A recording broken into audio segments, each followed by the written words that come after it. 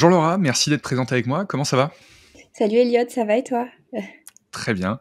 Je suis très content de t'avoir aujourd'hui. On va parler, d'alumni, de data, data alumni. J'aimerais bien en savoir un petit peu plus d'abord, sur toi et également sur, ce que c'est, parce que c'est un sujet, qu'on n'a pas encore évoqué sur le podcast, mais qui, finalement est assez important, même très important pour les écoles. Donc ravi d'en savoir plus et je veux bien que tu m'expliques tout ça. Ouais, bonjour à tous et merci encore de m'accueillir Elliot ici. Je suis ravie d'arriver ici et de découvrir la communauté EduSign. Du coup, je m'appelle Laura, j'ai 33 ans, je suis la fondatrice de Datalumni. Datalumni, ça fait un peu plus de 5 ans qu'on accompagne les écoles dans la création et l'entretien de leur réseau d'anciens élèves.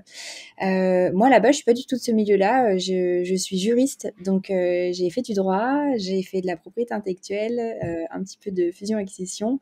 Mais il y avait un truc qui m'avait un peu marqué pendant mes études, c'était que la première chose qu'on m'avait dit quand j'étais arrivée à la fac, c'est qu'il y aurait que 20% de diplômés et qu'en fait, il y avait pas vraiment de travail pour tout le monde. Et ça m'est resté, ça m'a hanté pendant très longtemps. Ça m'a fait très très peur. Et du coup, à l'époque, je m'étais mis comme mission principale d'aller chercher les anciens de ma promo pour qu'ils nous racontent ce que j'appelais à l'époque la vérité, qui OK. heureusement était beaucoup plus nuancée. Et donc, c'est une genèse voilà, sur le long terme qui a mené à la création de Datalumni.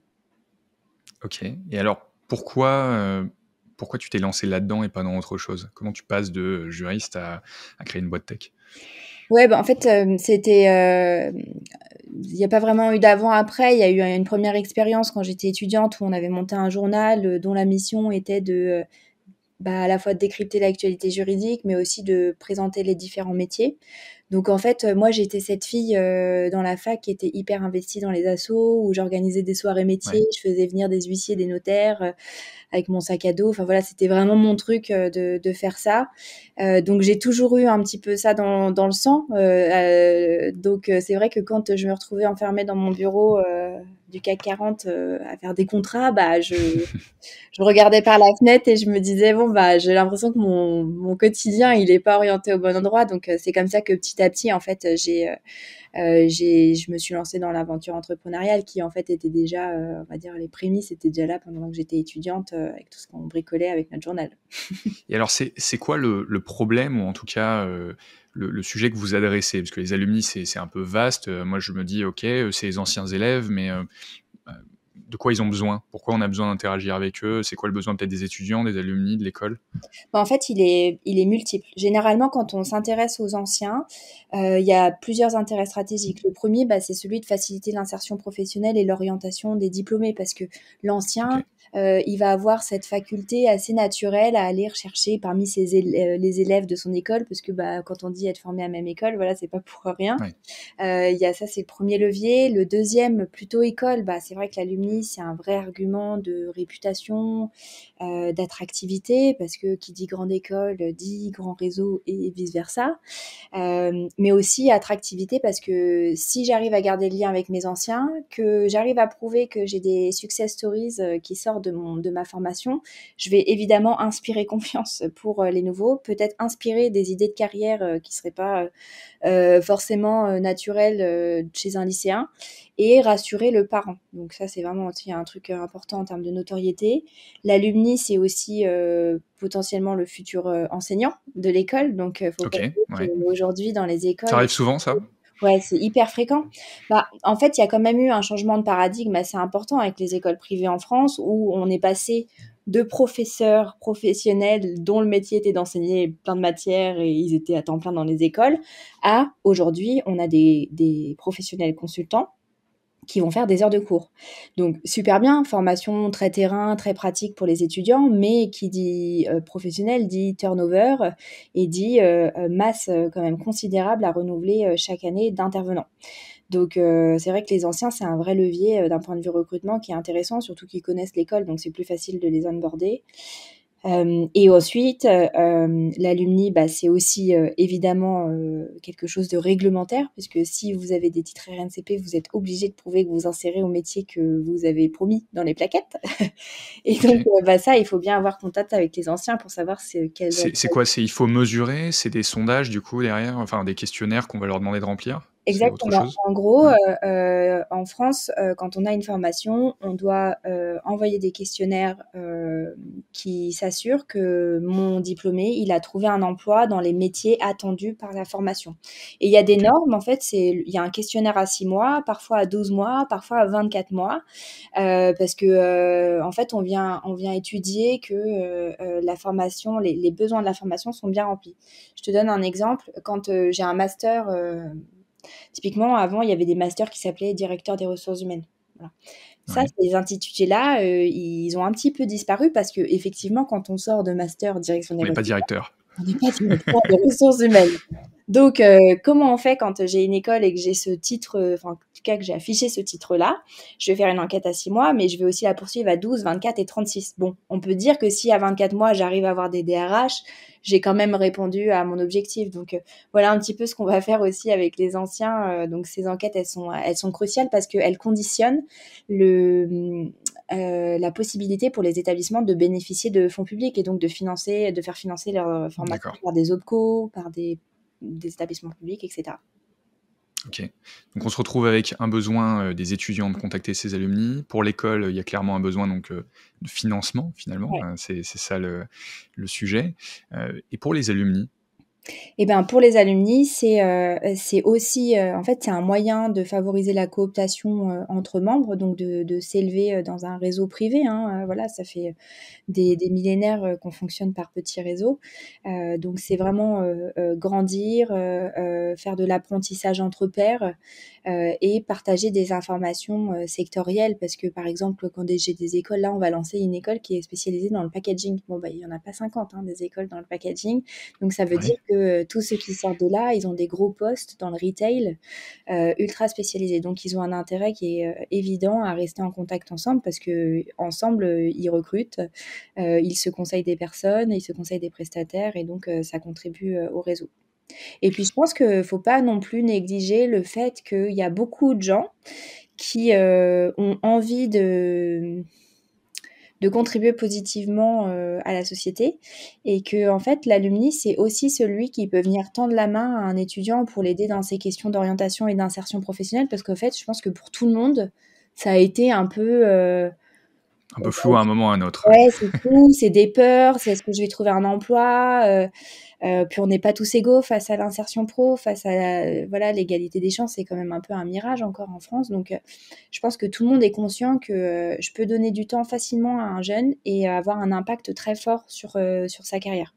Donc c'est aussi, remplir ce besoin, cette envie de transmettre, qu'en fait, la pyramide de Maslow, hein, l'envie de transmission, elle est présente et je pense que l'alumni, ça peut y contribuer. OK, et donc prenons tout ça.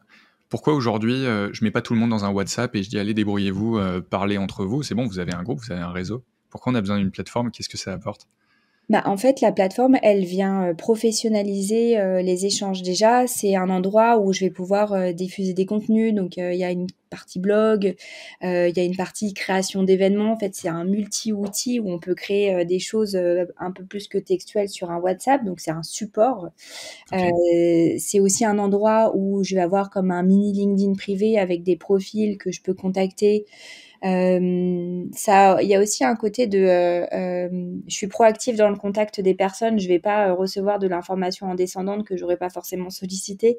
Je pense que je peux diriger directement mes communications, pour respecter ce que j'ai spécifiquement envie de lire. Si je veux lire que les événements rattachés au groupe de ma promo, bon, bah, je peux le faire. Donc c'est les principaux intérêts, c'est de réunir à la fois un job board, donc des offres destinées, à mon réseau, un annuaire de mes membres, un blog, un outil pour créer des événements, en ligne ou en présentiel et donc on mélange tout ça autour d'un même outil, donc c'est juste un petit peu plus pratique. Donc tu parles d'un job board par exemple, ça remplace un job teaser ou c'est en complément? Et ben, c'est un complément en fait, ça dépend des établissements. Alors, du coup, on connaît bien un job teaser, en plus on en discute pas mal en ce moment donc il y a des nouveautés qui sortent. Hem, En gros, les établissements qui ont pas de job teaser, ils vont, potentiellement prendre Datalumni comme carrière center pour, l'établissement entier. Donc, parce qu'on peut mettre des offres de stage, d'alternance, l'école, elle peut suivre les candidatures, donc c'est quand même hyper intéressant pour elle. Nous, c'est un outil qui est hyper important sur l'alumni et qui est attendu. dessus. Par contre, quand on a des établissements qui ont JobTeaser, il y avait deux solutions. À l'époque, JobTeaser a longtemps été que sur les étudiants. Donc, en fait, la partie offre de stage et d'alternante, elle restait sur JobTeaser en intégré. Et puis, tout ce qui était offre d'emploi, etc., c'était plutôt Datalumni. L'intérêt étant qu'avec Datalumni, vu qu'il y a du multiposting entre les écoles et que les personnes peuvent postuler en ligne et recevoir la notif de l'offre qui correspond à leur profil, ça avait un intérêt pour la reconnexion des alumni. Mais aujourd'hui, en fait, on va intégrer les offres directement de JobTeaser pour que ça soit plus transparent vis-à-vis des établissements et de n'importe quelle autre, d'ailleurs, plateforme d'emploi, quoi. OK. Au début, le premier parti pris de Datalumni, c'était vraiment de faire que des offres intra-réseau. Donc, c'est-à-dire Mmh. que c'est des gens qui se sont activement inscrits sur la plateforme du réseau d'anciens de cette école. Mais en fait, vu l'excellent travail que font les autres job boards dans l'enseignement, voilà, le but, c'est de se mêler à eux pour que l'établissement ait le meilleur service possible. OK, hyper clair. Et est-ce que tu peux me dire aujourd'hui, combien de personnes dans une grande école, tournent autour des alumni? Ça représente quoi? C'est juste une personne à la communication qui gère tout ça? Ou est-ce que et peut-être, de ton point de vue, quel est le meilleur setup que tu aies pu voir, dans une grande école? Ouais. Alors, déjà, on va casser un peu le mythe de la grande école du réseau d'anciens. Je suis désolée, Eliade. C'est vrai qu'on a tendance à se dire que l'alumni, c'est que la grande école, mais en fait, pas du tout. Et je dirais même que ceux qui font le plus de réseau, c'est peut-être ceux qui appellent pas ça du réseau. Nous, on a beaucoup d'écoles dans le BTP parce que on pourrait se dire, OK. rien à voir, le BTP, c'est pas du tout une école de commerce, mais en fait, ça reste quand même les premiers à faire du réseau, à se conseiller les uns les autres pour des missions, etc. Donc, il y a une grosse disparité dans le paysage de l'éducation supérieure, de l'éducation en France. Il y a les grandes écoles qui vont représenter une vingtaine, allez, une trentaine d'écoles en France, où là, généralement, il y a une personne dédiée à l'alumni, voire plusieurs. Quand je suis une école de renommée, un ESSEC, un IST, un HEC, évidemment, il y a des équipes complètes. Il y a eu aussi un changement ces dernières années parce qu'avant, il y avait beaucoup plus d'associations alumni indépendantes avec leurs propres salariés. Ça, ce modèle, il tend un petit peu à s'amenuiser parce qu'il y a une vraie crise de la cotisation, hein, qui est évidente. Euh, Alors ça veut dire quoi, juste la cotisation pour, tout le monde? Eh bien, il y a des établissements en gros, rejoindre un réseau alumni, c'est parfois soumis à une cotisation. Ça veut dire que je vais m'inscrire comme une association sportive, mais je Oui. vais adhérer à l'association alumni et cette adhésion, elle va permettre potentiellement d'embaucher des gens qui vont gérer le réseau, comme n'importe quel réseau professionnel, hein, tout simplement. Donc, les ponts, par exemple, ils ont des réseaux très forts avec un fort taux de cotisation qui leur permettent d'embaucher des C'est gens. quoi le plus haut et le plus bas que tu vu? Alors plus bas, j'imagine, il y en a peut-être qui font pas payer? Ou Oui, est-ce que c'est il y a moi, je toujours suis ouais? tous mes clients. Et du coup, le plus haut, c'est quoi alors que tu vu? Hem, je sais que, à peu près, en fait, il y a plusieurs choses. Donc, il y a des cotisations annuelles qui peuvent tourner autour de 500 €. Ah oui. Il y a des cotisations à vie. Moi, j'ai beaucoup de clients qui font même plus de cotisations parce qu'ils ont pris conscience que l'alumni, c'était quand même un sujet qui était tellement clé pour les établissements qu'ils ne pouvaient pas se permettre de ne pas avoir d'action sous prétexte qu'ils n'aient pas de Ouais. cotisation là-dessus. Et ce qui a beaucoup changé les années précédentes, donc j'ai envie de dire les 5, 6, 10 dernières années, c'est que maintenant, en fait, le budget alumni, il est souvent prélevé sur les étudiants. Donc en fait, OK, on met un fee alumni. OK. Voilà, je sais qu'il y a certaines grandes écoles où c'est à peu près 1 000 € par an, mais du coup pendant 3 ans. Et c'est ces 1 000 € qui vont contribuer à faire une adhésion à vie. Parce que c'est plus OK, facile de la récolter quand d'accord. ils sont étudiants. Et donc, c'est un peu comme les retraites, quoi. C'est les jeunes qui, qui cotisent pour les Ouais. vieux. Et Euh, après on se demande pourquoi les frais des grandes écoles augmentent chaque année. Bah, voilà, ça fait partie, En partie, du truc. voilà, c'est en OK. partie, ça c'est sûr parce qu'il fallait bien retrouver un moyen pour financer les initiatives alumni. Donc voilà, de Ouais. plus en plus, c'est une petite Mais cotisation. c'est malin. Ouais. J'imagine que du coup, ils ont 100 d'adhésion, là où avant ils avaient peut-être, un plus bas Voilà, pourcentage, et évidemment. surtout, c'est le plus pérenne parce qu'en fait, quand il y a des salariés qui sont associés à une association et que du jour au lendemain, entre guillemets, on est la génération Internet, on a tout eu gratuit, donc payer pour Ouais. adhérer à une plateforme, ça nous paraît complètement dépassé. Enfin voilà, faut pas se mentir non plus. Ben forcément, il y a des emplois qui sont en jeu. Et donc, pour protéger ces initiatives, protéger ces emplois, il fallait assurer un peu de pérennité et de visibilité sur les budgets à venir. Voilà. OK. Et donc pour revenir sur la question initiale, c'est quoi le meilleur setup au niveau de l'équipe que tu as vu? Combien de personnes du coup qui tournent, Moi, ce autour que j'aime bien, des alumni? alors, il faut bien se dire aussi qu'à Datalumni, en fait, nous, on est les derniers entrants sur notre marché. Donc, c'est vrai que OK. ça nous offre une spécificité qui est que pendant longtemps, on n'a pas vraiment eu de marque un peu sexy, j'ai envie de dire, les HEC, les ESSEC, Ils les étaient déjà équipés, quoi? ils étaient déjà équipés. Ouais. Donc, en fait, moi, je suis plutôt arrivée sur une cible d'établissement qui se penchait sur l'alumni dans les années, au début 2020. Ce qui, en fait, était encore 90% des établissements. Mais voilà, donc, et moi, mon setup préféré, il est multiple. En fait, l'alumni, il faut que j'ai quelqu'un à la communication parce que c'est une démarche qui a vraiment vocation à mettre en valeur les parcours des anciens pour inspirer la nouvelle génération sur des métiers rassurés, etc. Ensuite, il faut que ça soit co-géré avec quelqu'un des relations entreprises, parce qu'en fait, le but, ça reste aussi de transformer l'alumni en recruteur potentiel et donc en pourvoyeur d'offres d'apprentissage, qui est la source de chiffre d'affaires de l'établissement, hein, pas oublier. Donc, quand ces deux personnes, elles travaillent ensemble, ça donne vraiment quelque chose d'hyper intéressant parce que on a les deux points clés du réseau alumni qui sont réunis. Et une dernière personne, c'est la qualité. Bah oui, parce que grâce à mes La anciens sur qualité? la C'est plateforme, Ouais. bah en fait, c'est sa fameuse récolte des chiffres de l'insertion professionnelle. Il faut que cette personne soit intégrée dans la stratégie alumni parce qu'on va effectivement récolter des données pour la qualité vu que les gens remplissent des profils.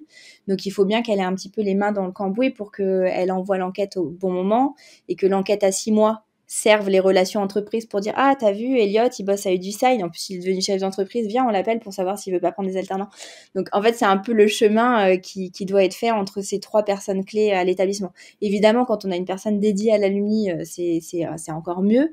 Mais moi, ce que je vois dans le paysage de mes établissements, c'est plutôt voilà, un bout de personne à la communication, un petit bout de personne aux relations entreprises et un bout de personne à la qualité. Donc, voilà.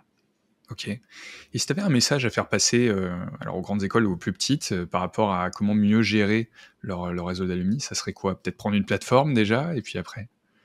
Bah, c'est y consacrer du temps. En fait, moi, je dis toujours que mon principal ennemi, c'est pas forcément mes concurrents, c'est pas des outils concurrents, c'est le fait que il y a l'alumni, il est encore beaucoup considéré comme un centre de coût alors que c'est une vraie opportunité d'investissement avec un vrai cercle vertueux qui se met en place. Mais pour ça, il faut y consacrer un petit bout de temps homme.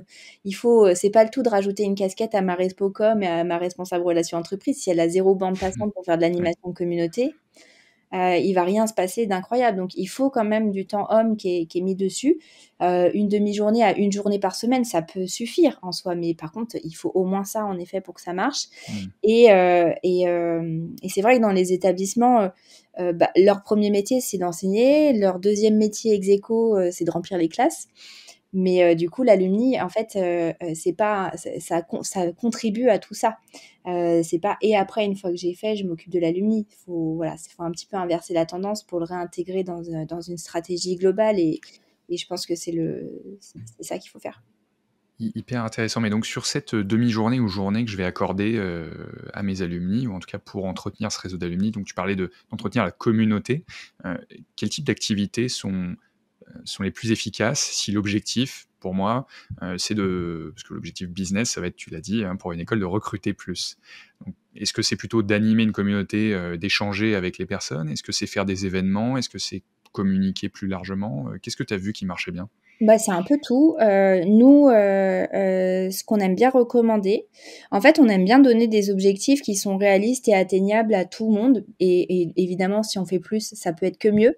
Mais en version minimale, on aime bien dire qu'il faudrait au moins un portrait par mois Donc un d'alumni. portrait, c'est, un use case Présentation d'un un alumni métier, successful, OK. ouais, ou un alumni normal, en Ouais, fait. normal, ouais, bien sûr, bien sûr. Après, quelles sont enfin, voilà, qu'est-ce qui se passe concrètement.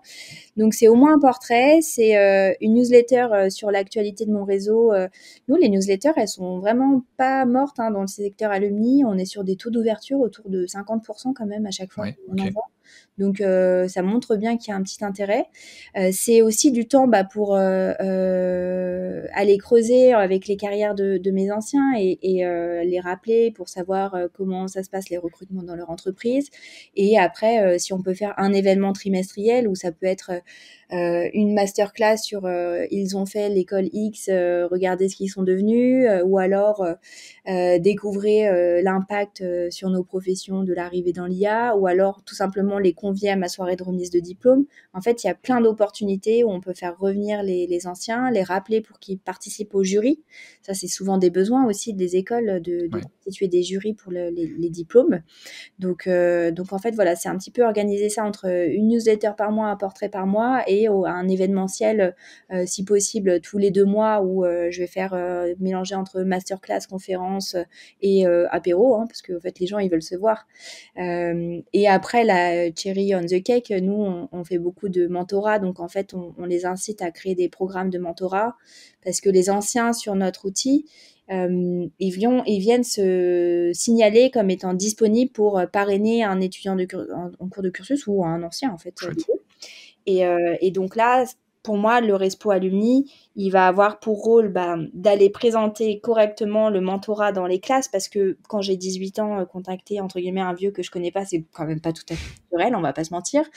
Oui. Donc leur présenter qu'il y a vraiment, parfois, il y a des milliers de personnes qui sont présentes, qui sont volontaires.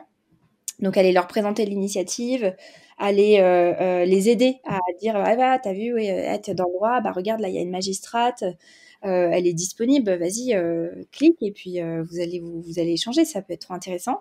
Donc un petit peu les aider à sauter le pas et il y a un événement qu'on a des établissements qui font, qui est le premier événement qui s'appelle Meet My Mentor, où en gros ils vont organiser un petit regroupement où justement ils vont avoir cette occasion de rencontrer leurs mentors dans un cadre scolaire et sécurisé pour les aider un petit peu à sauter le pas, quoi.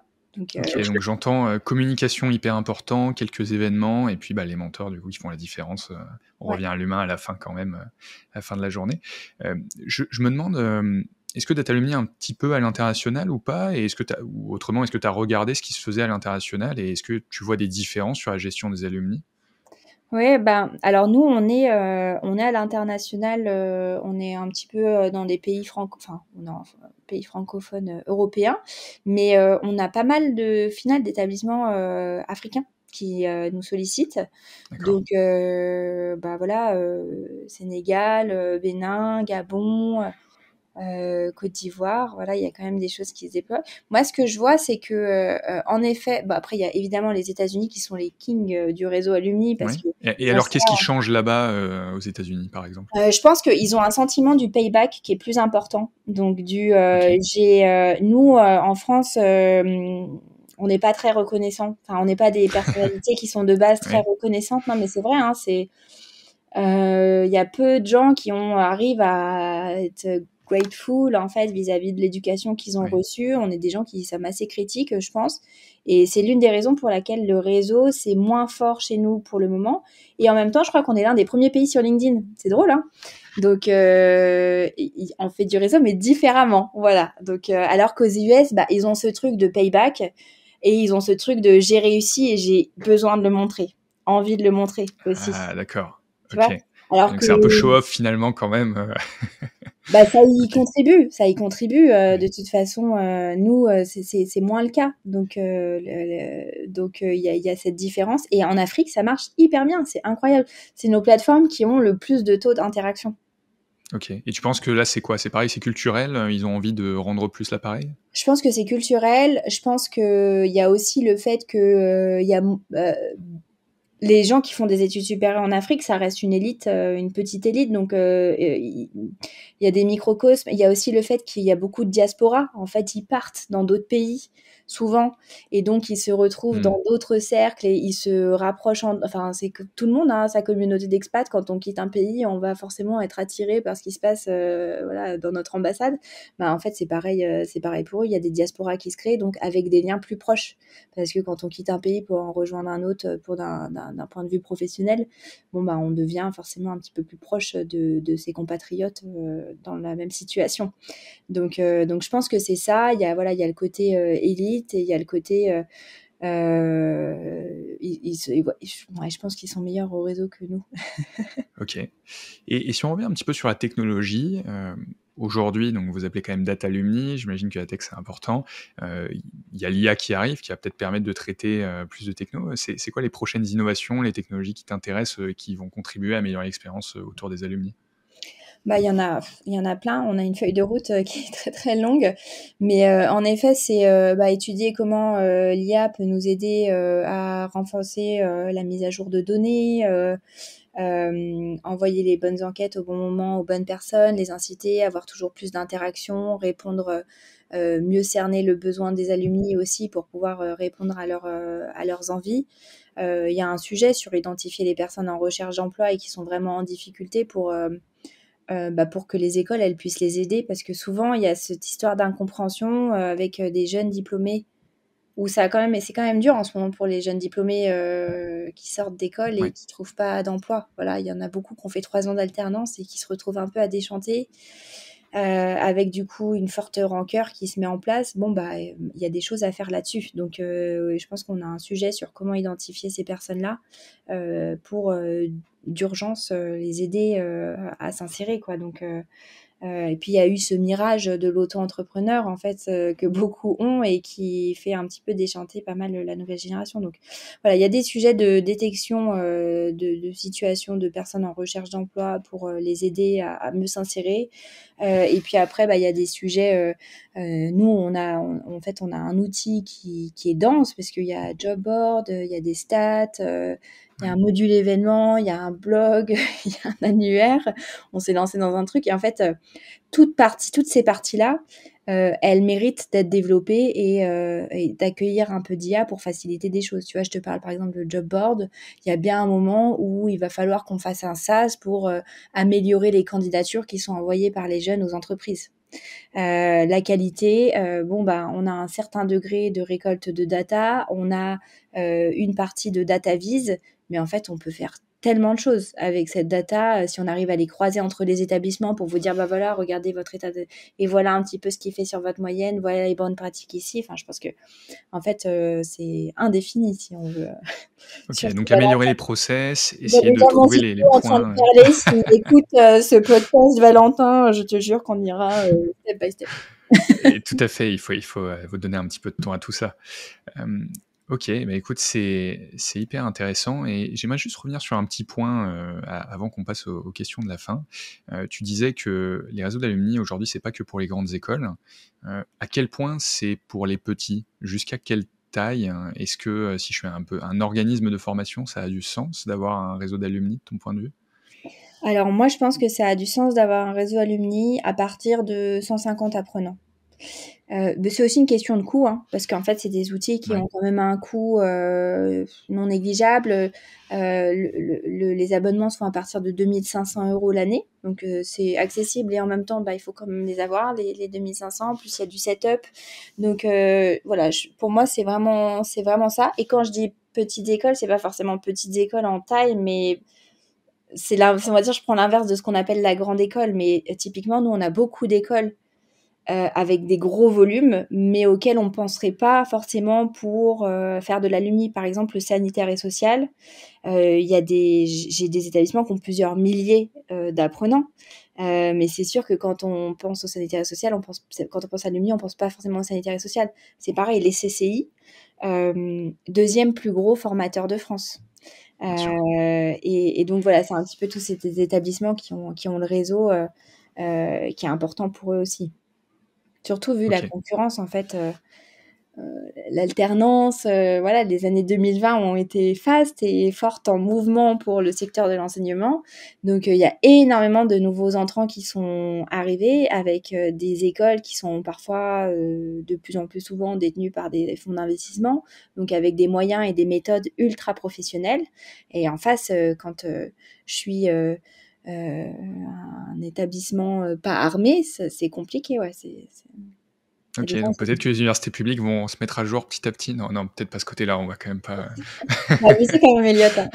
Non, pardon, non, mais je vais pas critiquer mes clients non plus, trop longtemps, mais disons qu'on le sait tous qu'ils sont un petit peu plus, lents qu'ailleurs, hein. Non, Je mais pense ça, qu'il y a ça pas se de met, secret. ça se met en place, hein. Franchement, ça se met en place. Après, faut Pour le coup, dans les universités, il faut vraiment quelqu'un dédié, Ouais. dont le travail, c'est d'être avec un bâton de pèlerin et d'aller constamment. En fait, il faut quelqu'un de spécifique dans chaque composante. Oui, Et- idéalement. Ouais. ouais. Oui, parce qu'en fait, c'est hyper dur comme ensemble.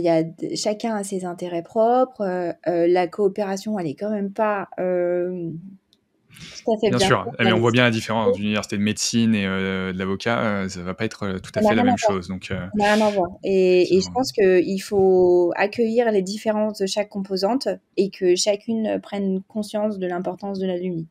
Et pour ça, dédier un poste dans chaque composante. Parce qu'en fait, vu le volume, c'est pas du tout incohérent. Mais est-ce que l'université est prête à ça? J'en ai pas encore rencontré. peut-être un jour. Mm. Écoute, très intéressant. Ce que je te propose, c'est de passer aux questions de la fin avec la première question qui est la plus large. La formation dans 10 ans, pour toi, c'est quoi? Euh, et ben pour moi je pense qu'on est vraiment dans un virage qui arrive dans la formation. Je vois pas comment ça pourrait rester comme on la connaît aujourd'hui. Euh, En fait, je suis assez persuadée qu'on va s'orienter vers des formations plus courtes, avec des formes de bootcamp poursuivies par des périodes dans des entreprises. Je vois plus ça. Parce que en fait, il y a tellement de savoir en ligne, ça évolue tellement vite que je pense que les gens, ils ont plus envie de passer 5 ans assis sur une chaise pour apprendre un métier qui de toute façon sera obsolète à la sortie de leurs études. C'est un peu dur, hein, mais honnêtement, je pense que c'est vrai. Et qui crée de la désillusion, etc. Donc, je vois plus des formations courtes et peut-être une forme de compagnonnage. C'est en fait, De compagnonnage, qu'est-ce bah que ça ouais, veut comme dire? les compagnons du Tour de France, en fait, qui vont d'entreprise en entreprise pour apprendre un métier. En fait, j'ai D'accord, l'impression que c'est là-dessus, c'est la première brique qui a été posée par l'apprentissage et on complètement. va dire l'évolution de ces dernières années et qui, je pense, est très bonne parce que ça permet vraiment de maintenir de former de façon plus opérationnelle la nouvelle génération. Donc voilà, moi je vois plus formation courte, période en entreprise sous forme de compagnonnage où je vais apprendre des skills dans des entreprises dédiées. Et donc voilà, ça, Ok, trop cool. Est-ce qu'il y a une personne ou un média que tu suis dans l'univers de la formation? Ouais, j'aime beaucoup Marie Taquet qui a sorti Iconoclasse. Donc, Ouais. je pense qu'elle fait partie de cette nouvelle génération d'entrepreneurs de l'éducation qui fait bouger les lignes. Je suis assez alignée avec sa vision. Bah, on part sur la formation bootcamp, hein, parce qu'en fait, il y a plein de métiers aujourd'hui où en vrai, tu apprends ton métier en entreprise. Si tu es bien encadré et que il faudrait presque donner les moyens aux entreprises de créer leur propre centre de formation interne qui sont spécialisés sur des métiers pour avoir des formations de terrain. Enfin, moi, je sais que mes apprentis, ils reviennent de l'école, je leur demande toujours ce qu'ils ont appris. Ils ont du mal à restituer. Et en fait, c'est comme si c'était... mais Ouais. ça fait 5 ans que je demande, c'est comme si c'était complètement clos. Ils apprennent des choses à l'école, mais par contre, ils voient pas trop l'application. Voilà, Oui, parce qu'ils apprennent pour la note et pas pour l'usage. ouais, et je C'est- pense que c'est pas dans la pratique. Et puis voilà, j'ai une qui a dit, bah moi, ça fait 3 ans que je fais des pestels. Ok. C'est vrai que les pestels, on s'en sert pas tous les jours quand même. Donc bon, je pense que c'est bien d'avoir cette vision. Et Marie, elle vient bouger des lignes. Et il y a plusieurs entrepreneurs comme ça. La Rocket School, elle est comme ça aussi. J'aime beaucoup ce qu'ils font. Simplon, voilà, il y a plein Ouais. d'exemples qui, je pense, font bouger des lignes.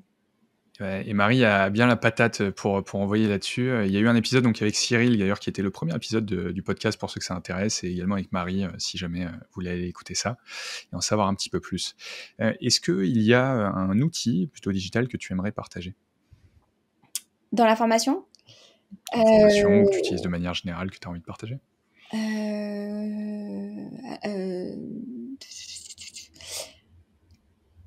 bah, il y a plein de choses. Il y a bah, déjà se former, j'ai envie de dire, moi je suis pas mal sur Open Classroom en fait, j'aime bien me former Ok. régulièrement, c'est quelque chose que j'ai vraiment intégré dans mon quotidien et je C'est pense quoi ta dernière formation? bah, c'est coder en Python. Coder en Python. OK, très bien. Chouette. Introduction au Python, parce que c'est le langage de Datalymi, donc j'essaie quand même de comprendre mon équipe. Et puis après, parfois, je fais des formations, j'aime bien SEO. Enfin voilà, en gros, quand des choses qui touchent à mon métier, t'es forcément un petit peu formateur de toute ton équipe quand t'es chef d'entreprise à un moment donné, jusqu'à ce que tu arrives à embaucher des gens qui sont bien des experts dans leur secteur. Donc je dirais Open Classroom assez quotidiennement. LinkedIn, bon, c'est un peu mon outil clé parce que là-dessus, enfin voilà, il y a une communauté que j'arrive à entretenir. Je discute avec mes clients, avec mes prospects, avec les autres personnes de mon écosystème et je trouve que c'est hyper inspirant. Et sinon, est-ce qu'il faut le dire, mais je suis une grande fan d'Excel.